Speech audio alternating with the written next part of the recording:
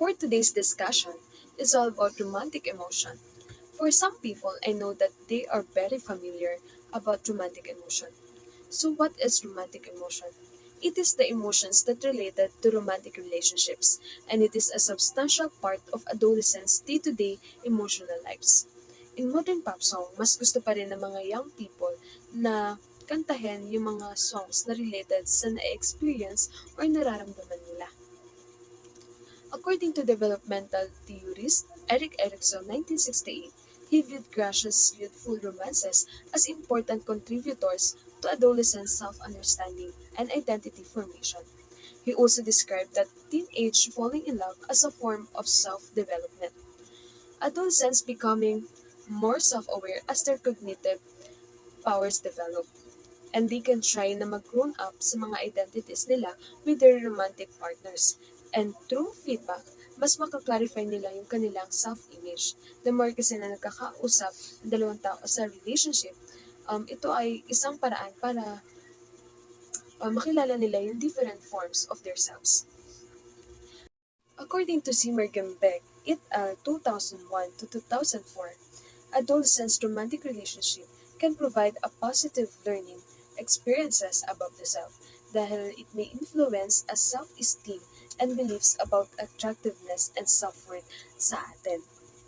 And it can serve also as a good training ground or adult intimacy para ma-provide yung opportunity na ma-educate sila on how to manage strong emotions na hindi natin kayang makontrol.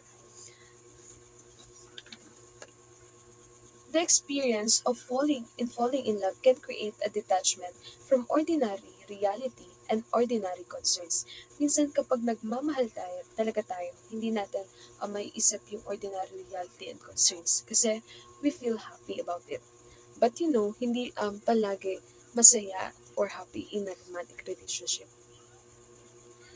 In addition to the emotion of love, the romantic emotions of American adolescents includes anxiety, anger, jealousy, and despair.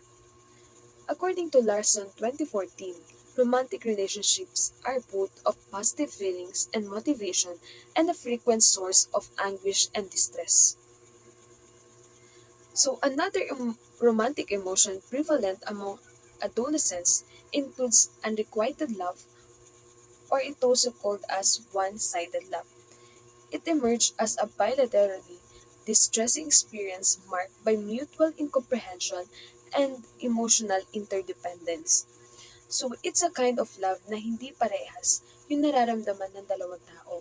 Kapag hindi mutual yung nararamdaman ng dalawang tao, it will end up in rejections that leading to lower the self-esteem, and sometimes it causes depression.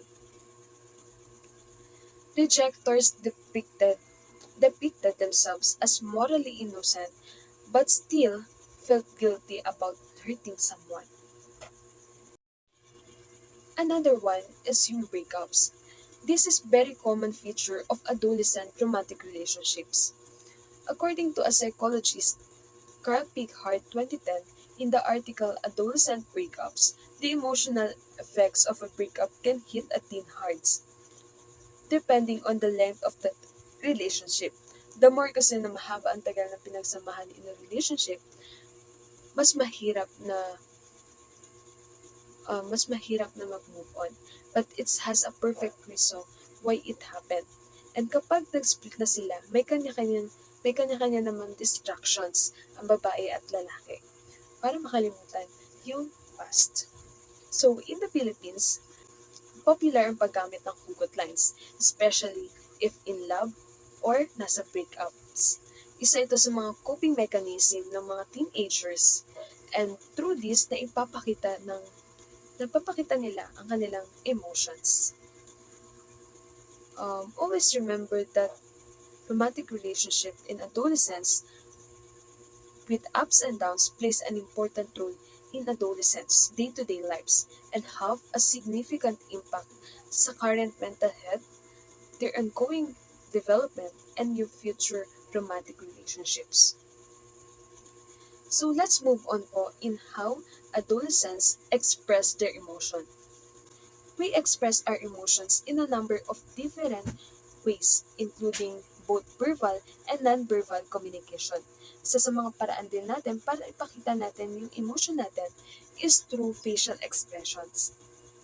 The researcher and emotion expert Paul Ekman has found out that for the most part, the facial expressions used to convey basic emotions tend to be the same across cultures.